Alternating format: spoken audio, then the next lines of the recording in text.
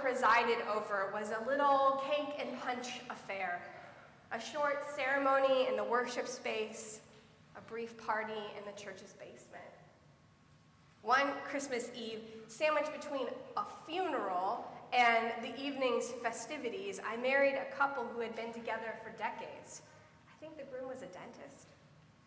I've not yet done a destination wedding, but I have seen an awful lot of decked out barns. I presided over my sister-in-law's wedding, and I preached for my sisters. When I was starting out, I tried to keep a personal record of all the weddings I did, but I lost it in a move. Even now, though, I love handwriting the entries into the parish register. My first congregation, they celebrated their 125th anniversary while I was there, and they were still using their original church register. The first weddings were always on the same few days of the year when the circuit riding preacher was in town. And in the early 1940s, most of the entries list just the pastor and his wife as the witness, and the ceremony was held in the parsonage. Most of the names were listed later in the book as parents whose children were baptized, but a few were listed on the town's small war memorial. I think about that a lot. States have expanded the laws about who can preside at weddings, which I'm actually kind of happy for. I do fewer weddings for people who see me as the least expensive agent of the state, who fidget uncomfortably with the prayers and the Bible stories. Thankfully, I don't really believe that I'm the secret sauce in making a wedding Christian or in inviting God to be present in a relationship. On the contrary, God is present in our everyday lives. What makes our relationships, be it marriages or singleness or friendship or even things like citizenship, what makes these relationships Christian is regularly discerning God's presence in, with, and under them, so that as we move into the future, we trust that God is already in it. At first glance, this story from Genesis is the story of an ordinary wedding. Here's the groom, the veiled bride, a promise answered, "I will." In fact, this marriage, this couple, looks an awful lot like what we've been told to expect biblical marriage to look like. There's just one man and one woman. Does that make it more biblical than Abraham or Jacob with their additional wives and concubines? Shockingly, the heteromonogamy makes this marriage actually exceptional by biblical standards. Biblical marriage is a modern concept. The only thing that's actually consistent about marriage in the Bible is the order of things, and it's the opposite of what we expect. Today we say, first comes love, then comes marriage, and you can fill in the rest. But in the ancient world, love comes out of the covenant of marriage, and not the other way around.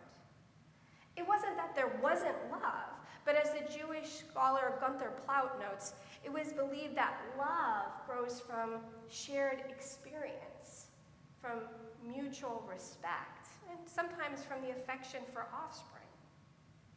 Marriage in the Bible assumes that the people in a marriage will change over time, and its hope is that they'll grow towards each other.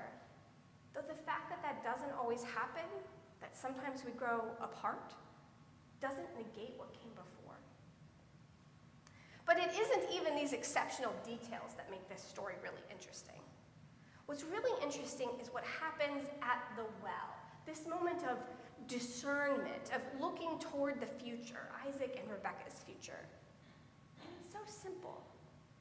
The servant, and we never know his name, he prays.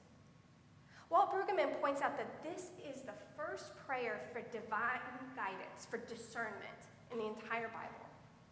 And it's a simple prayer, faithful not because it asks for a miracle or some magical intervention, or because it attempts to carefully set the stage for a perfect future.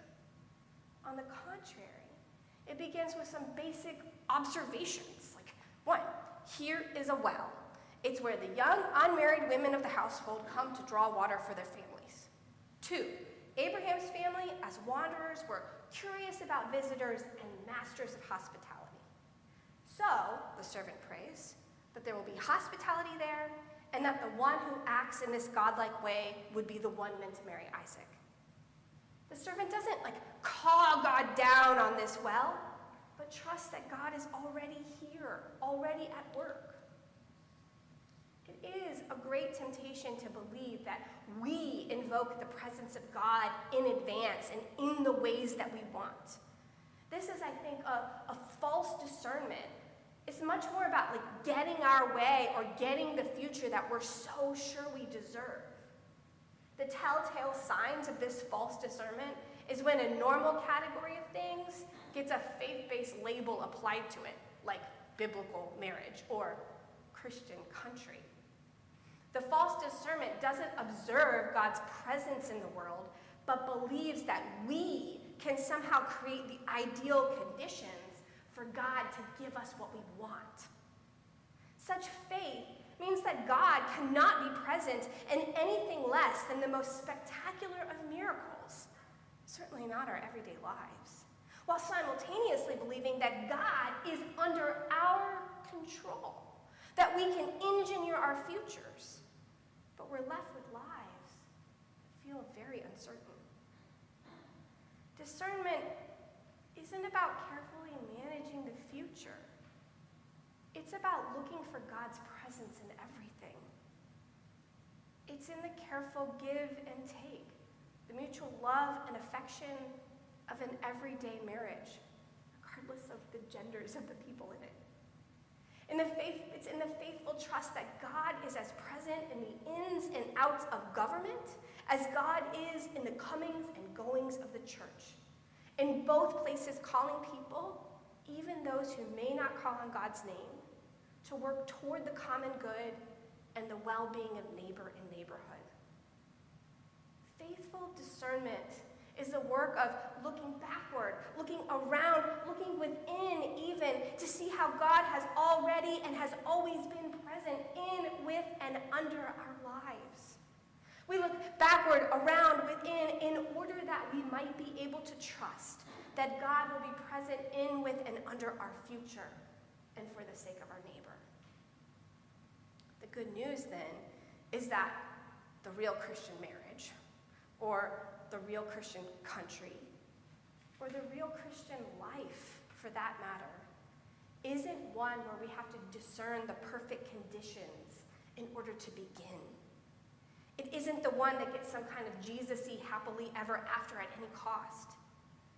It's the one where the partners in it, the citizens, the neighbors, are looking around, behind, within, and when they discover there the presence of God, and they do, they always do, they're endlessly reflecting that present love of God